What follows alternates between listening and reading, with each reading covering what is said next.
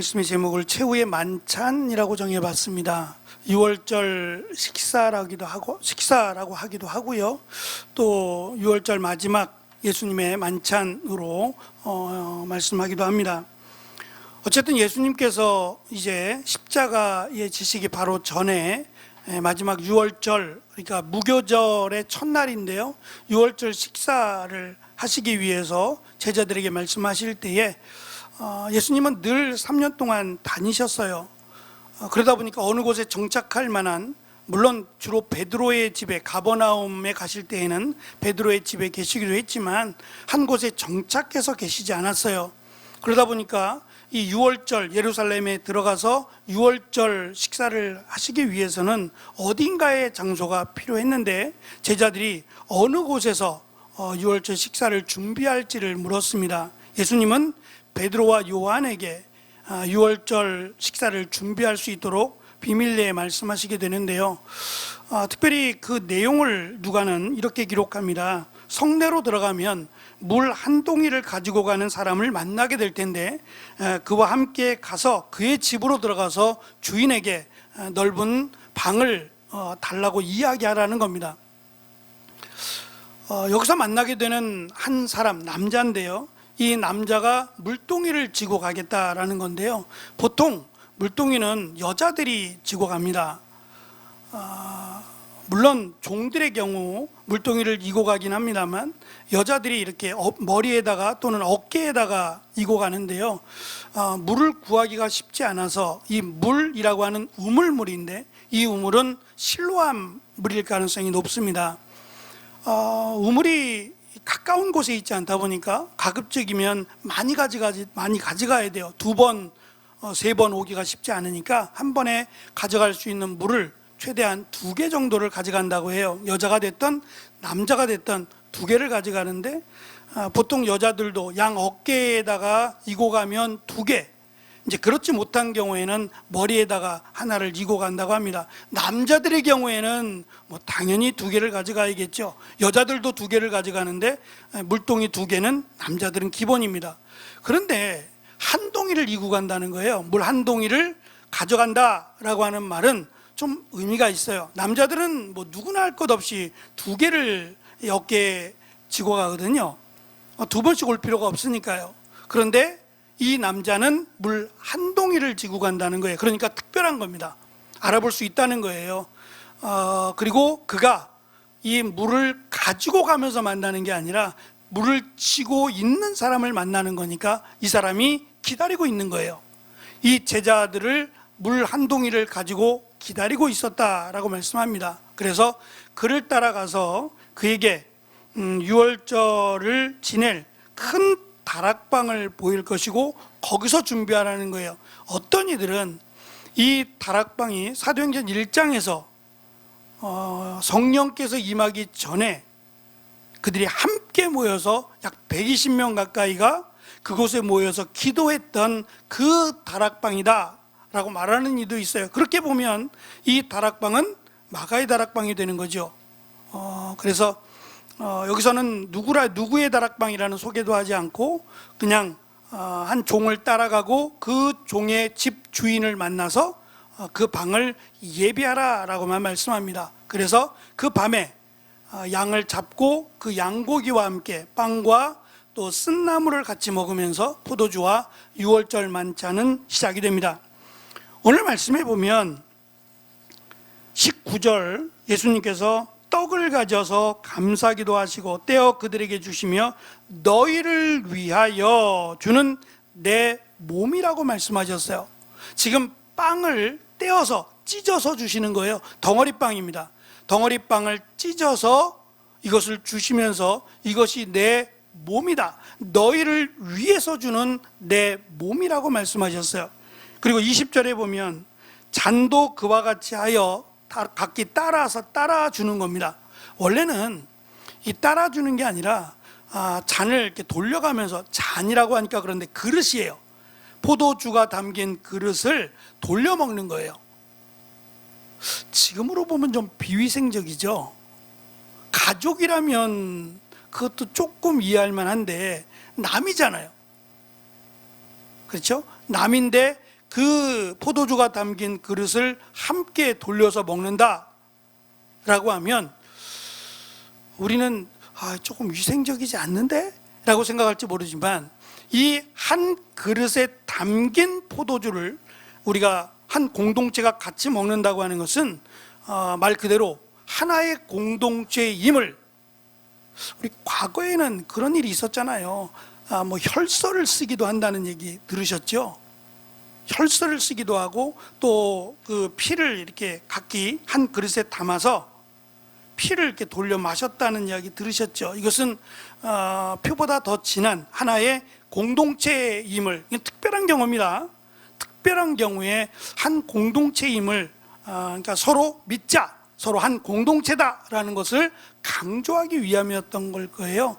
마찬가지로 이 포도주가 담긴 하나의 그릇을 각기 이게 돌려가면서 먹는다는 얘기는 마치 우리는 하나의 공동체적인 모임, 그러니까 어떠한 경우라도 서로를 배신하지 않겠다라고 하는 의미에서 이제 그렇게 했던 것 같아요.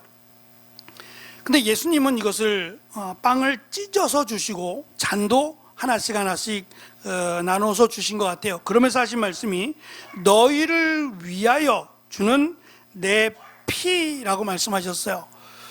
사실은 이것 때문에 문제가 생겨요. 이것을 기념하라고 말씀하시면서 처음 시작된 겁니다. 예수님으로부터 사실 성찬식은 처음 시작된 건데, 고린도 교회에 가면 소아시아 교회죠. 이 소아시아 고린도 지역에 있는 교회인데, 고린도 교회뿐만 아니라 에베소 교회나 갈라디아 교회나 다른 지역에 있는 소아시아 교회도 이 성찬을 기념해서 했어요. 예배 때마다 모여서 했습니다. 지금 우리는 특별한 절기 때 하거나 특별한 날에 공지해서 합니다만, 우리나라에 처음 복음이 들어왔을 때에도 매주 성찬식을 했다고 해요. 근데 이제 인원이 많아지고 하다 보니까 성찬식의 시간이 길어지잖아요. 그러다 보니까 이제 뭐 축소되기도 하고 여러 가지 다양한 방법이 만들어지기도 했습니다만, 어쨌든 성찬식은 예수님으로부터 시작된 것이고, 예수님의 살, 예수님의 몸, 예수님의 피를 상징하는, 기념하는 빵과 포도주를 나누는 예식입니다. 근데 이것이 1세기 때에는 마치 피를 나누어 마시는 것처럼, 색깔이 비슷하잖아요. 포도주 색깔이 그렇듯이 마치 저 사람들은 피를 먹고 이 사람 고기를 먹는다고 생각을 했어요. 빵을 찢어 먹는 그것이 마치 사람 고기를 먹고 사람의 피를 마시는 식인종과 같이 여겨졌단 말이에요. 그러니까 예수를 믿고 하는 기독교라고 하는 단체는 이상한 곳이다. 이상하고 사람의 고기를 먹고 그리고 사람의 피를 마시는 정말 이상한, 사라져야 마땅한 그런 집단이라고 여겨지기도 했어요. 그런 오해도 안기도 했습니다. 예수님께서 말씀하신 내 살을 기념하여 빵을 먹고 내 피를 기념하여 포도주를 마시라는 것은 피를 마시는 게 중요하지 않기 때문이에요. 정말 살을 먹는 것이 중요하지 않기 때문이에요. 그래서 저희는 그냥 빵으로 성찬을 합니다. 이제 오늘 특별히 성찬식이 있어서 빵을 이렇게 잘라 놓으셨더라고요. 오늘은 그러니까 잘라진 빵을 드실 텐데, 이 빵이 특별한 빵은 아니에요. 그냥 제과점에서 살 수 있는 빵입니다. 그리고 포도주를 저희는 준비하지 않고요, 발효된 포도주가 아닌 포도주스로 함께 나눌 텐데, 어떤 곳을 가면 아마도 얇은 종이와 같은, 이 동그란 모양의 종이와 같은 그런 빵을 대시라는 곳도 있어요. 또는 카스테라와 같이 작은 크기의 빵을 준비한 교회도 있어요. 저희는 그냥 일반 빵으로 준비했고요. 그렇게 다양합니다. 그러니까 꼭 뭐 살처럼 생긴 빵 이렇게 하지 않아도 상관없어요. 포도주도 포도주로 하는 교회도 있어요. 이게 성찬을 위해서 담가서 직접 포도를 짜고 담가서 하는 교회도 있어요. 또 저희처럼 포도주스로 하는 교회도 있습니다. 다 괜찮습니다. 꼭 포도주스로만 해야 된다, 또는 포도주로만 해야 된다, 그런 건 없는 거예요. 기념하는 얘기니까 우리가 이것을 기념하면서 예수님의 몸, 예수님의 살을, 예수님의 피를 우리를 위해서 내어 주셨다라는 것을 기념하며 예식에 참여하는 것이 중요하리라고 생각합니다.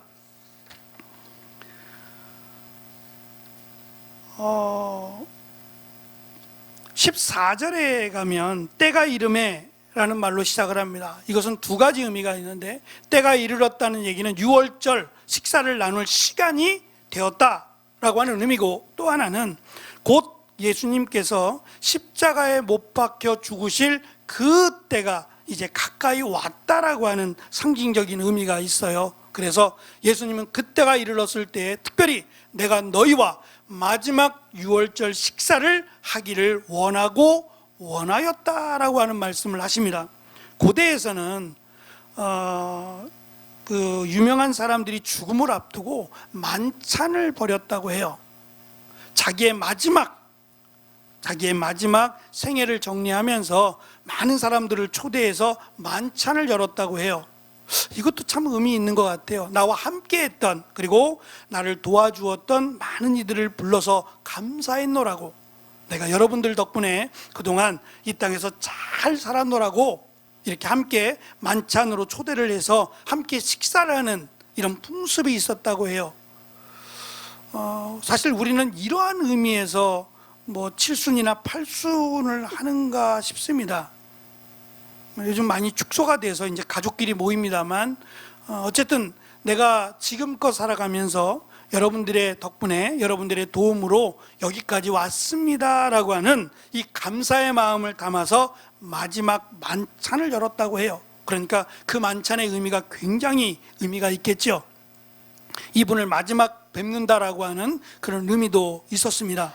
예수님께서도 이와 같이 마지막 만찬, 정말 세상을 떠나기 마지막 제자들과 함께 마지막 그 이야기를 하면서 마지막 연설을 하는 것처럼 마지막 말씀, 이 성찬에 관한 말씀을 하시고 이제 제자들과의 식사를 마칩니다.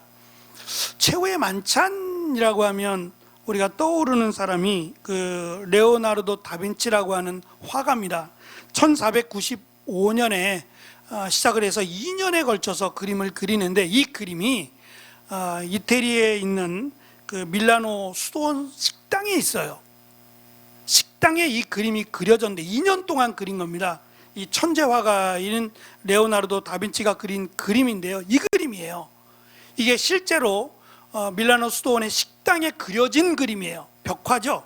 벽에 그려진 그림인데 시간이 오래되고 이 그림이 보관이 좀 잘못되어 있어요. 이 그림값은 뭐 이미 상상할 수 없는 천문학적인 그림값인데, 뭐 사고 팔 수 있는 게 아니잖아요. 건물에, 벽화에 그려졌으니. 근데 이제 보관이 잘못돼 가지고 이 그림이 선명하지가 않는데요, 이 그림이 좀 특별해요. 그러니까 화가가 특별한 내용을 담고 그림을 그리게 되는데 조금 좀 정확하지 않아서 이걸 조금 정확한 그림으로 좀 바꿔봤어요. 아까의 그림을 이걸 조금 이제 수작업한 겁니다. 다시 다듬어서 조금 더 명확하게 보기 위해서 그림을 갖고 왔는데요, 12명의 제자예요. 세보면 가운데 예수님이 앉아 있는 거고 제자들의 숫자는 12명이죠 12명인데 이 레오나르도 다빈치는 이 12명을 4개의 그룹으로 3명씩 만들어 놨어요. 3명씩 4개의 그룹으로 만들어 놨고, 예수님, 여러분이 보시기에 왼쪽이 되겠네요. 왼쪽에 있는 3명이 베드로, 예수님 옆으로 요한, 그리고 중간에 가룟 유다가 있고 그 다음에 베드로가 있는 거예요. 이들의 모습을 보면 예수님께서 지금 하신 말씀, 내 몸을 기념하여 이 빵을 먹고 내 피를 기념하여 포도주를 마시라 라고 말씀하시면서 지금 우왕좌왕한 모습인 건지, 아니면 오늘 말씀 끝절에 가면 이 가운데서 나를 팔 자가 있으리라 고 말씀하시자 그것 때문에 지금 우왕좌왕하는 건지는 알 수 없어요. 어쨌든 예수님께서 성찬식을 하시며 말씀을 하시자 이들이 이러한 모습을 지금 취하고 있는데, 첫 번째 왼쪽에 있는 세 명은 바돌롬의 알페오의 아들 야고보, 그리고 안드레라고 설명하고 말씀드린 두 번째 그룹, 이 세 사람이 베드로와 가룟 유다와 요한이고, 그리고 예수님을 지나쳐서 이제 오른쪽으로 가면 오른쪽에 있는 사람들은 도마, 예수님을 의심했던 도마와 예수님의 형제인 야고보와 빌립입니다. 그리고 마지막 끝쪽에 있는 세 사람, 그 세 사람은 마태와 다데오와 시몬이라고 하는 사람인데요, 이들은 그냥 열띤 토론에 빠져서 예수님을 쳐다보지도 않아요. 여기서 지금 우리가 주목해야 될 사람이 예수님을 팔자라고 말씀하신 가룟 유다입니다. 잘 안 보이실 거예요. 제가 조금 이 동그랗게 테두리가 된 부분을 확대해 보겠습니다. 확대해서 그리면 지금 가운데에 가룟 유다가 있고, 오른쪽 편에 흰색 수염과 흰색 머리가 베드로입니다. 그리고 곱상하게 생긴 사람이 이 요한이에요. 바로 예수님 옆에 앉았던 요한인데, 제가 빨간색으로 동그라미 친 부분을 가만히 좀 보세요. 유심히 보시면 동그라미를 두 개를 쳐놨는데, 이 레오나르도 다빈치가 요걸 담아놨어요. 이 그림에 담겨 있는 거예요. 큰 동그라미에 보이는 게 돈주머니예요. 실제로 이 가룟 유다가 예수님을 판 은 30을 손에 쥐고 이 자리에 참석 안 했을 거예요. 나중에 은 30을 받았거나 했을 겁니다만, 이 화가인 레오나르도 다빈치는 이 마지막 성찬에 이 가룟 유다가 예수님을 팔았던 은 30개를 저렇게 손에 쥐고 참석을 했다고 그린 거예요. 그리고 작은 동그라미 안에 뭐가 보이시나요? 뭐가 하나 엎질러져 있는데 이게 소금이에요. 이 소금이 지금 엎질러 있는 모습이 보여요. 이건 가룟 유다가 이렇게 움직이면서 툭 쳐서 엎질러졌겠지만, 예수님께서 말씀하셨던 중요한 산상수훈의 말씀 가운데 하나가 너희는 빛과 소금이라, 소금이 그 맛을 잃으면 땅에 뿌려서 밟힐 뿐이니라 라고 해서, 이 소금이 제자들이 이 소금의 맛을 내야 된다는 말씀에 아마 이 포커스를 둔 것 같아요. 그래서 가룟 유다는 이 소금이 돼야 될 이 소금을 엎질러 버린 것으로 의도적으로 이렇게 그림을 그렸어요. 참 흥미로운 그림이죠. 더군다나 저희도 이제 성찬보에, 저희만 그런 게 아니라 대부분 교회 성찬보에는 이 최후의 만찬 그림이 이렇게 새겨져 있어요. 레오나르도 다빈치도 아마 자기 나름대로는 한꺼번에 그림을 그려야 되니까 라고 생각하고 이렇게 그림을 그렸을 거예요. 그런데 실제적으로 예수님 당시에 식사를 했던 유월절 식사는 이런 긴 테이블이 아니에요. 테이블이 아니라 이렇게 생겼어요. 마치 디귿자처럼 생겼죠. 디귿자처럼 생겼고 밑에 이제 주변에 있는 게 방석이에요. 그래서 어떻게 먹느냐면 이렇게 먹어요. 우리가 보면 저렇게 먹어죠. 건방지잖아. 거의 누워 먹잖아요. 그죠? 비스듬히 누워서 저렇게 먹는 거예요. 그리고 종들이 가운데 이렇게 들어와서 떨어진 음식을 채워주는 거예요. 그리고 저렇게 비스듬히 누워서 먹어요. 먹다가 졸리면 그냥 누워 자면 돼요. 우리가 볼 때는 참 불편하죠. 네, 불편해요. 근데 저들은 이렇게 먹었어요. 그때의 유월절 식사는 이렇게 이루어졌고, 마지막 앉았던 자리가 예수님이 앉았던 자리를 제가 파란색 동그라미를 하나 그려놨어요. 저기가 예수님이 앉았던 자리고, 맨 예수님 옆에 끝쪽에 앉았던 사람이 요한, 그리고 예수님의 왼쪽 편에 가룟 유다가 앉아 있어요. 그리고 베드로가 어디 앉아요? 맨 끝에 가서 앉아 있죠. 제일 먼 곳에 앉아 있는 거예요. 이 자리를 누가 정해주느냐 하면 예수님이 정해줘요.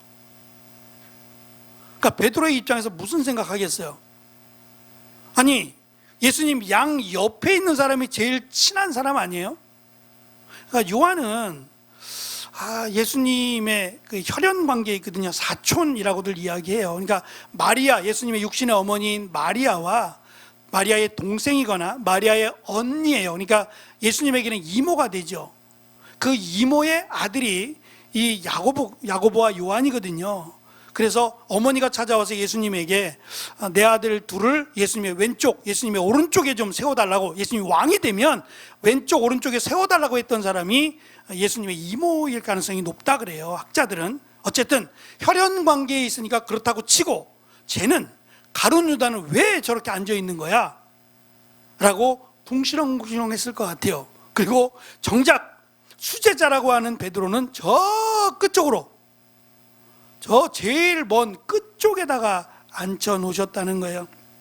그러니까 이 내용을 중심으로 보면 아까 말씀드린 레오나르도 다빈치가 그린 이 벽화의 그림은 그냥 레오나르도 다빈치가 상상해서 그린 그림이라고 볼 수 있을 거예요. 어쨌든 최후의 만찬을 통해서 예수님께서 어떠한 의도를 가지고 이렇게 말씀하셨는가를 생각해 보면 크게 세 가지로 요약해서 볼 수 있습니다. 첫째는 20절에 있는 것처럼 이 최후의 만찬은 너희를 위하여 주신 만찬이에요.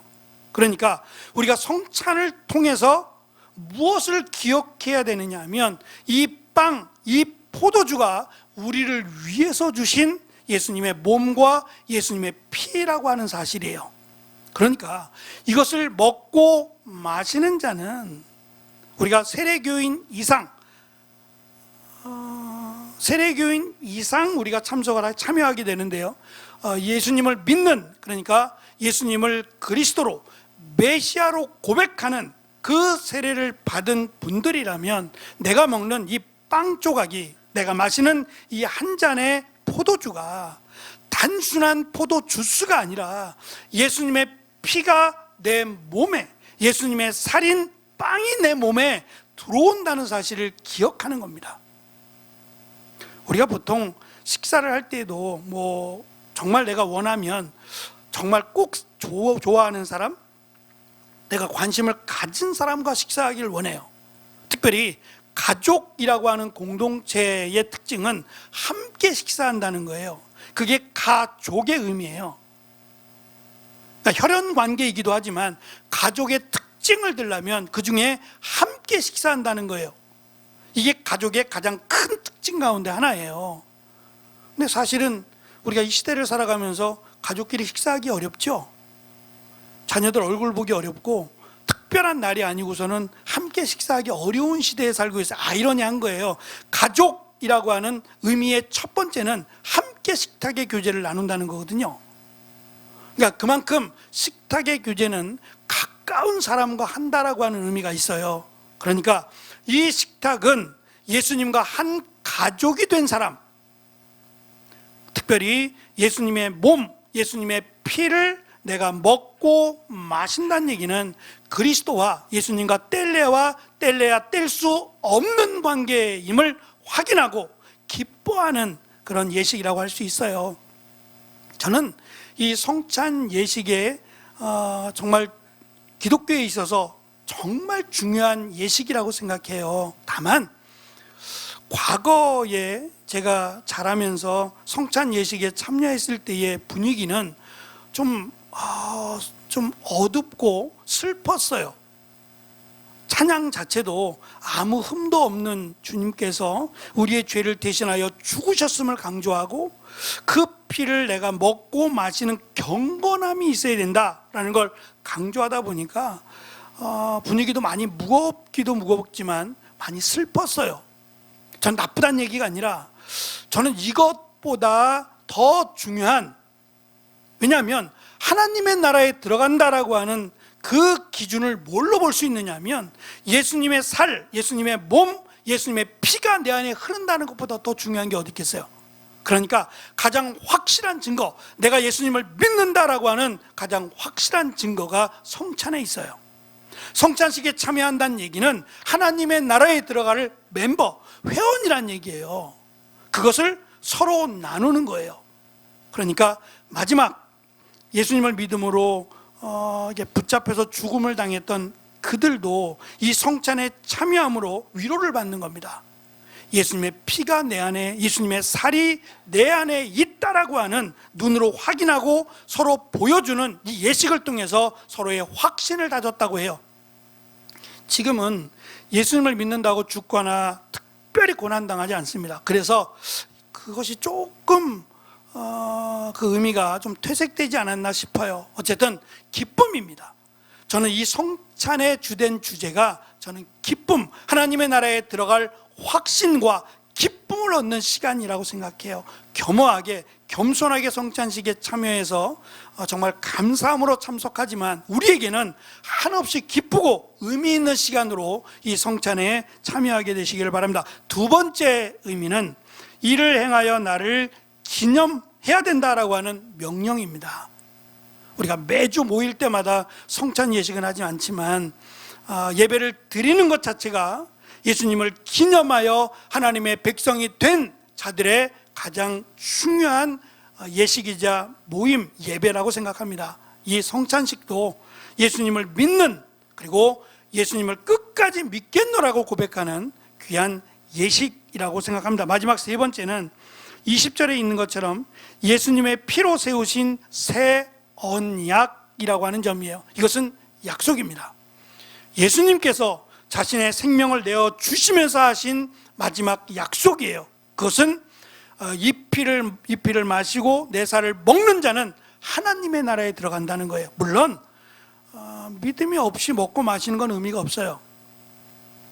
그건 의미가 없고 그냥 빵과 포도주를 먹고 마시는 거에 불과하고, 정말 예수님을 믿음으로 예수님의 피를 기념하는 포도주와 예수님의 몸을 기념하는 빵을 먹고 마시는 자는 하나님의 나라에 들어갈 것을 약속해 주셨어요. 그래서 이것을 먹고 마심으로 내가 하나님의 나라에 들어간다 라고 하는 소망을 가지라는 거예요. 이것이 예수님이 우리에게 주신 마지막 약속이 이 최후의 만찬에 담겨 있다라고 하는 것을 우리에게 가르쳐 주십니다. 최후의 만찬을 우리에게 허락하심으로 끝까지 예수님을 기억하고 믿음으로 하나님의 나라에 이르는 우리 모두가 되어지기를 축원합니다. 기도하겠습니다.